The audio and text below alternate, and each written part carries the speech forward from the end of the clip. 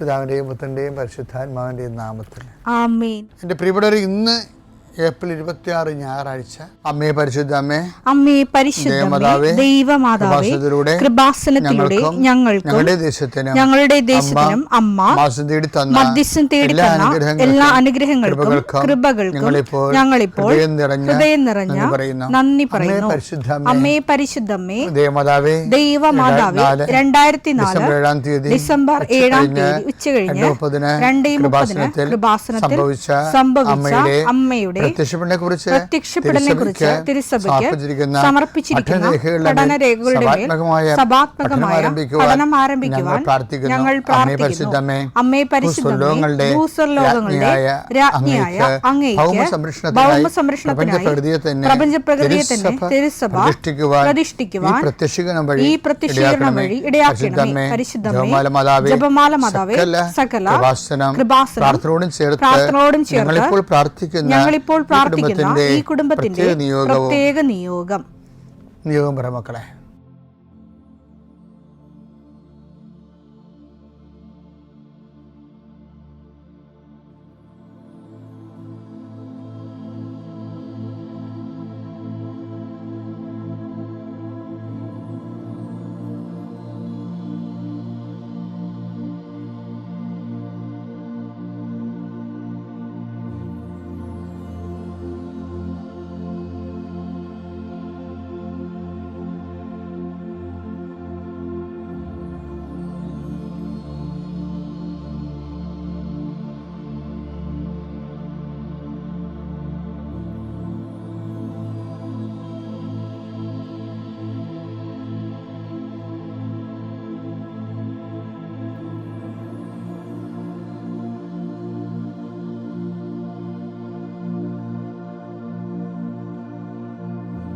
അമ്മയുടെ പ്രത്യക്ഷീകരണത്തിന്റെ ഈ അനുഗ്രഹവേളയിൽ ഞങ്ങൾക്ക് സാധിച്ചു തരുവാൻ കനിയണമേ.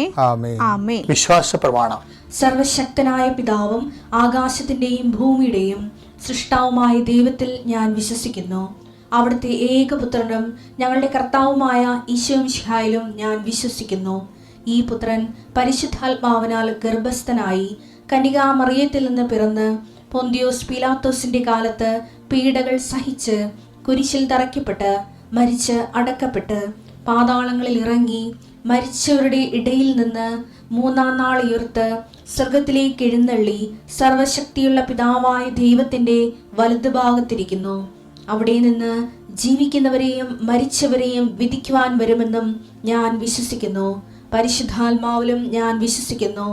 വിശുദ്ധ കത്തോലിക്കാ സഭയിലും പുണ്യവാന്മാരുടെ ഐക്യത്തിലും പാപങ്ങളുടെ മോചനത്തിലും ശരീരത്തിന്റെ ഉയർപ്പിലും നിത്യമായ ജീവിതത്തിലും ഞാൻ വിശ്വസിക്കുന്നു. ആമേൻ. സുഖസ്ഥനായ ഞങ്ങളുടെ പിതാവേ, അങ്ങയുടെ നാമം പൂജിതമാകണമേ. അങ്ങയുടെ രാജ്യം വരണമേ. അങ്ങയുടെ തിരുമനസ് സ്വർഗത്തിലെ പോലെ ഭൂമിയിലും ആകണമേ. അന്നു വേണ്ടുന്ന ആഹാരം ഇന്ന് ഞങ്ങൾക്ക് തരണമേ. ഞങ്ങളോട് തെറ്റ് ചെയ്യുന്നവരോട് ഞങ്ങൾ ക്ഷമിക്കുന്നത് പോലെ ഞങ്ങളുടെ തെറ്റുകൾ ഞങ്ങളോടും ക്ഷമിക്കണമേ. ഞങ്ങളെ പ്രലോഭനത്തിൽ ഉൾപ്പെടുത്തരുതേ, തിന്മയിൽ ഞങ്ങൾ രക്ഷിക്കണമേ. ആമേൻ. നന്മ നിറഞ്ഞ മറിയമേ, സ്വസ്തി. കർത്താവ് അങ്ങയുടെ കൂടെ സ്ത്രീകളിൽ അങ്ങ് അനുഗ്രഹിക്കപ്പെട്ടവളാകുന്നു. അങ്ങയുടെ ഉദരത്തിൻ ഫലമായി ഈശോ അനുഗ്രഹിക്കപ്പെട്ടവനാകുന്നു.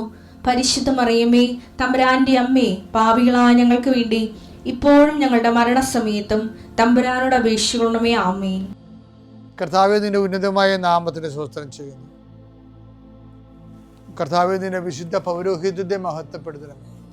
കർത്താവെ, സഭയിലുള്ള സാന്നിധ്യം പ്രകടമാക്കണം.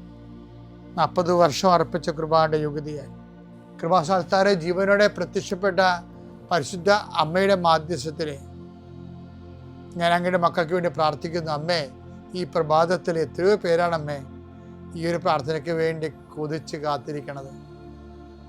അവർക്ക് എവിടെ എന്തെല്ലാമോ കാര്യങ്ങളുണ്ട്. ഇന്ന് അവരുടെ കഴിവിൽ നിൽക്കാത്ത കാര്യങ്ങളുണ്ട്. കർത്താവേ, അങ്ങയുടെ മക്കളുടെ കഴിവിൽ നിൽക്കാത്ത കാര്യങ്ങൾ, ആ കാര്യങ്ങളെ കുറിച്ച് ഓർക്കുമ്പോൾ ഭയവും പേടിയും പ്രയാസവും സങ്കടവും നിരാശയും ഒക്കെ തോന്നുന്ന വിഷയങ്ങൾ, വ്യക്തികൾ, അതെല്ലാം യേശുക്രിസ്തു നാമത്തിൽ ഞാൻ ബന്ധിക്കുന്നു. കർത്താവേ, അങ്ങയുടെ മക്കള് ഇനി സമാധാനത്തിൽ വിട്ടേക്കണമെന്ന് പറഞ്ഞില്ലേ ഈശോ.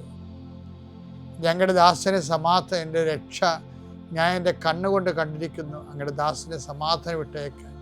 സമയം ദീർഘദർശി പറഞ്ഞതുപോലെ അങ്ങയുടെ മക്കൾ ഈ പ്രാർത്ഥനയ്ക്ക് ശേഷം സമാധാനം കണ്ടെത്താൻ ഇടയാക്കണം പ്രാർത്ഥിക്കുന്നു.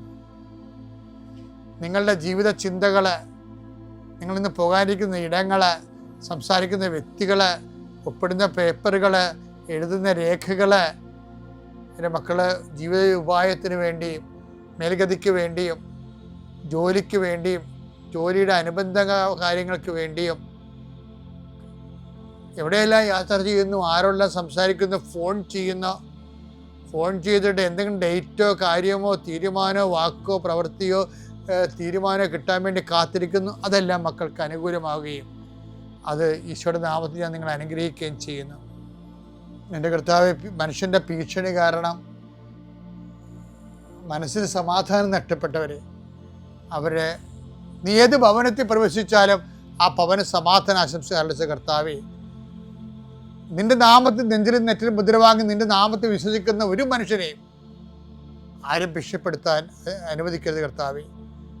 അവരെല്ലാം ശത്രുക്കളെ കാണുകയെ വിരുന്നൊരുക്കുന്ന ദൈവത്തിൻ്റെ ശക്തിവിശേഷം നിനക്കായി വിരുന്നൊരുക്കട്ടെ. എൻ്റെ എല്ലാ ശത്രുക്കളുടെയും മുന്നിൽ നിത്യം പിതാവും പുത്രനും പരിശുദ്ധാത്മാവ് സർവീശ്വര എന്നേക്കും ആമേൻ. എൻ്റെ പ്രിയപ്പെട്ടവരെ, ബൈബിളിലെ അതിരസകരമായൊരു വാക്കുണ്ട്, ഭയങ്കര പ്രാക്ടിക്കലാണ്. നിങ്ങൾക്ക് കേൾക്കാതെ ഈ പ്രഭാഷകൻ 37 പ്രഭാഷകൻ 37:28 എല്ലാവർക്കും എല്ലാം നന്നല്ല. കേട്ടോ, എങ്ങനെയുണ്ട് പരിപാടി? എല്ലാവർക്കും എല്ലാം നല്ലതല്ല. ഇത് ബൈബിൾ ഇത് വളരെ ആപ്ലിക്കബിളായിട്ട് ഫോളോ ചെയ്യുന്ന കോമൺ പ്രിൻസിപ്പിളാണ്.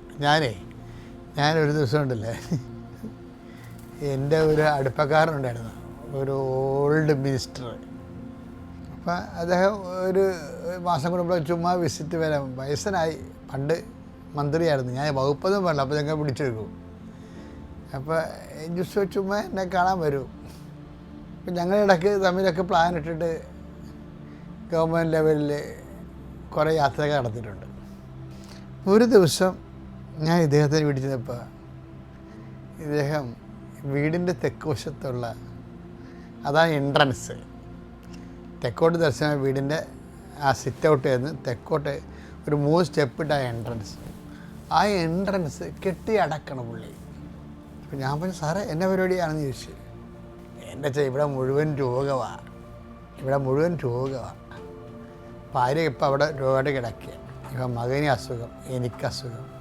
അപ്പം ഇത് എന്നെക്കുറിച്ച് പറഞ്ഞപ്പോൾ ഈ വിഷയത്തൊക്കെ അറിവുള്ളവർ പറഞ്ഞത്, തെക്കോട്ട് ഇറങ്ങണത് ശരിയല്ല, തെക്കോട്ട് ഇറങ്ങി എപ്പോഴും ഇങ്ങനെ ക്ഷീണവും രോഗവും ചിലപ്പോൾ മരണം വരെ സംഭവിക്കും, അതുകൊണ്ട് അത് കെട്ടിയടച്ചിട്ട് കിഴക്കോട്ട് ഇറങ്ങാൻ പറഞ്ഞു. അപ്പം അദ്ദേഹം എന്നെക്കാലത്ത് പ്രായമുള്ളതുകൊണ്ട് ഞാൻ തർക്കുത്തരത്തിലൊന്നും പോയില്ല. എന്താ വെച്ചാൽ തർക്കുത്തരത്തിലൊരു വകുപ്പോടെ ഉണ്ട്. എന്താ സംഭവിച്ചു കഴിഞ്ഞാൽ, ഇപ്പം നമ്മുടെ ഈ സാറ് കിഴക്കോട്ട് ഇറങ്ങിയാലും കിഴക്ക് വേറെ ആൾക്കാരുടെ വീടും മതിലൊക്കെ, അതെനിക്കറിയാം. റോഡ് തെക്കുവശത്താണ്. ഇപ്പം കിഴക്കോട്ട് ഇറങ്ങിയാലും നമ്മൾ റോഡിലോട്ട് കയറുമ്പോൾ തെക്കോട്ട് തിരിയേണ്ടി വരും. അപ്പോൾ അതെന്താ, അത് പിന്നെ തെക്കോട്ട് തിരിയണമില്ല. അപ്പം ഞാൻ അതിനെക്കുറിച്ച് അദ്ദേഹത്തിൻ്റെ പ്രായവും പിന്നെ അല്ല, ഞാൻ മറ്റുള്ളവരുടെ വിശ്വാസത്തെ മാനിക്കുന്ന ഒരാളാണ് പൊതുവെ. അപ്പോൾ എന്നാലും എൻ്റെ മനസ്സിൽ ഒരു വചനം വന്ന്, എന്താണെന്നറിയാമോ, ഈ ക്രിസ്തുവിൽ വിശ്വസിക്കുന്നവർക്ക് അല്ലെങ്കിൽ ബൈബിളിൽ വിശ്വസിക്കുന്നവരൊക്കെ ഒരു നിലപാടുണ്ട്. നിയമാവർത്തനം 18:14 നീ കീഴടക്കാൻ പോകുന്ന ജനതകൾ ജ്യോത്സ്യരെയും പ്രാശ്നികരെയും ശ്രവിച്ചിരുന്നു. എന്നാൽ നിന്റെ ദൈവമായ കർത്താവ് നിന്നെ അതിനനുവദിച്ചിട്ടില്ല. അതിനനുവദിച്ചിട്ടില്ല. ആ തെറ്റാണ് ശരിയാണെന്നല്ല ബൈബിൾ പറയണത്. You are not allowed to do so. അതെപ്പോഴും നമ്മൾ ഓർക്കണം. അതായത് നമ്മൾ ക്രിസ്തുവിനെയും ഒരു കൈ പിടിച്ച് പിന്നെ നമ്മുടെ കൂടെ നമ്മുടെ പൊതുസമൂഹത്തിൻ്റെ വിശ്വാസങ്ങളെയും അങ്ങനെ നമുക്ക് പോകാൻ പറ്റത്തില്ല. ഓരോ വിശ്വാസത്തിനും അതിൻ്റേതായിട്ടുള്ള ഐഡൻറ്റിറ്റികളുണ്ട്. അപ്പോൾ നമ്മൾ തന്നെ തീരുമാനിക്കുക നമ്മൾ എവിടെയാണ് നിൽക്കണമെന്നുള്ളതിനെക്കുറിച്ച് ദൈവദൃശ്യത്തിൽ വ്യക്തത വരുത്തണം. ഇല്ലാത്തവൻ്റെ ഒരു പ്രാർത്ഥനയ്ക്ക് ഒരു പ്രസക്തിയില്ല. അത് വളരെ ഇങ്ങനെ ഇപ്പോൾ ഈ ദിവസങ്ങളിൽ ഞാൻ ഈ ടൈം എടുക്കാൻ കാരണം, നിന്നെ അത് തെറ്റോ ശരിയാന്നല്ല പ്രശ്നം. അവരുടെ കരുത്ത് കയറാനോ അല്ലെങ്കിൽ അവരെ തിരുത്താനോ മേക്കട്ട് കയറാനോ ഒരു കാര്യമില്ല. Let them have their faith. പക്ഷെ നിന്നെ അതിനെ അനുവദിച്ചിട്ടില്ല. When you receive the faith of the Bible and its revelation, കർത്താവിൻ്റെ വെളിപാട് നീ ഫോൺ ചെല്ലുമ്പോൾ നിനക്ക് ദൈവത്തിൻ്റെ വചനങ്ങളാണ് നിൻ്റെ വഴികാട്ടി.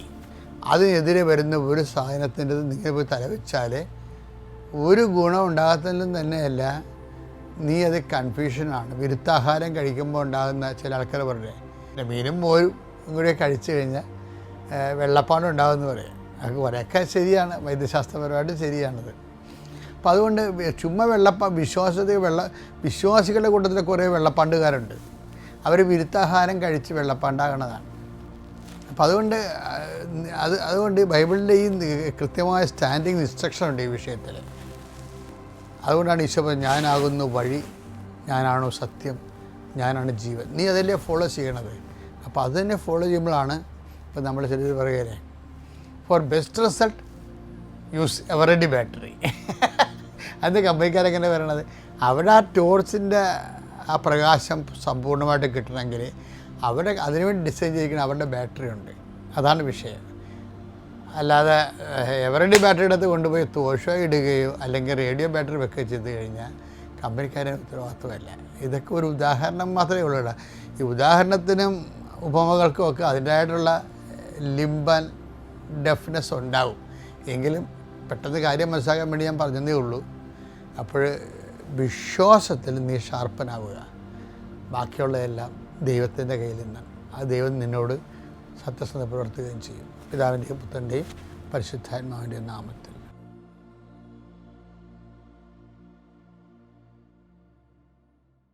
അത്യപൂർവ ദൈവാനുഭവങ്ങൾ ഇനി നിങ്ങൾക്കും സ്വന്തം. ഈ യൂട്യൂബ് ചാനൽ ഇതുവരെ സബ്സ്ക്രൈബ് ചെയ്തിട്ടില്ലെങ്കിൽ ഇപ്പോൾ തന്നെ സബ്സ്ക്രൈബ് ചെയ്യുക.